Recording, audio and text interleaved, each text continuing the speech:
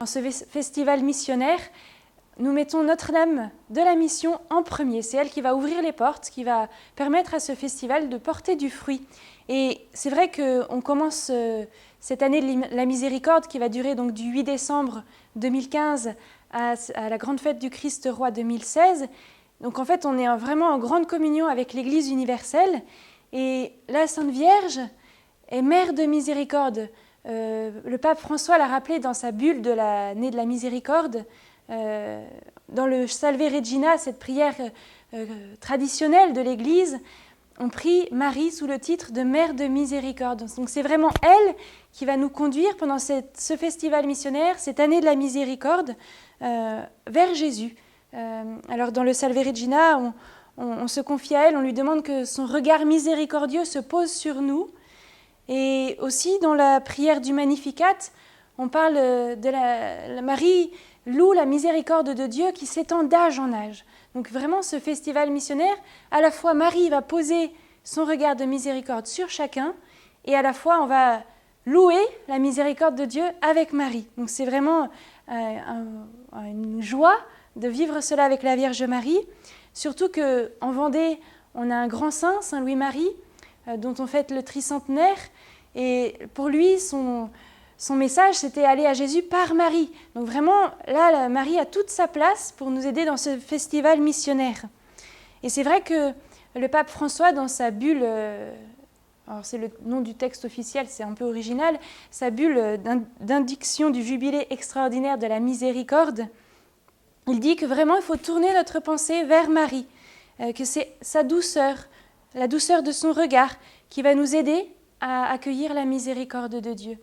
Et c'est Marie qui a été témoin de cette miséricorde de Dieu, particulièrement au pied de la croix. Quand elle a entendu Jésus dire « Père, pardonne-leur, ils ne savent pas ce qu'ils font ». Elle a été témoin de cet amour fou de Jésus pour chacun, et elle veut nous le faire partager, nous y faire participer pendant cette année, pendant ce festival. Donc vraiment, la Sainte Vierge, c'est la première missionnaire, c'est elle qui va nous guider.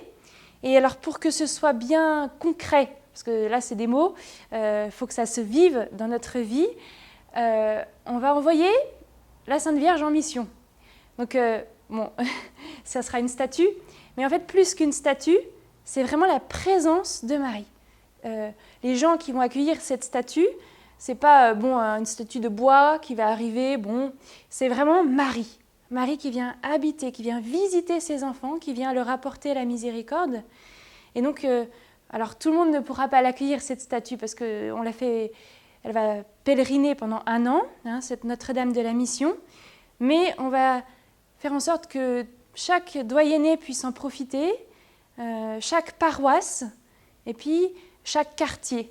On va essayer qu'elle puisse aller visiter les quartiers. Et c'est pour ça que... Alors c'est vrai, Notre-Dame de la Mission arrive dans une famille, chez des personnes qui en profitent. Ça permet de revivifier la prière familiale, la prière ensemble. Mais aussi on invite ceux qui veulent bien et qui peuvent le faire, d'inviter les voisins, les amis, pour que justement, comme tout le monde ne pourra pas l'accueillir, que Notre-Dame de la Mission puisse rayonner autour. Et puis ça peut nous aider à partager ce trésor que Marie vient apporter dans chaque famille, cette miséricorde, que peut-être des voisins qui ne vont pas souvent à l'église, mais qui ont encore un petit peu de foi au fond de leur cœur, ou des amis, Marie peut les toucher, c'est elle qui fait le travail. Alors on encourage beaucoup, alors après on n'est pas tous très à l'aise, mais on encourage beaucoup à faire cette démarche d'inviter les voisins, les amis, pour que Marie puisse déverser ses grâces. Voilà. Alors on souhaite une bonne mission à Notre-Dame de la Mission, on la laisse passer devant et c'est elle qui fera des merveilles. Voilà.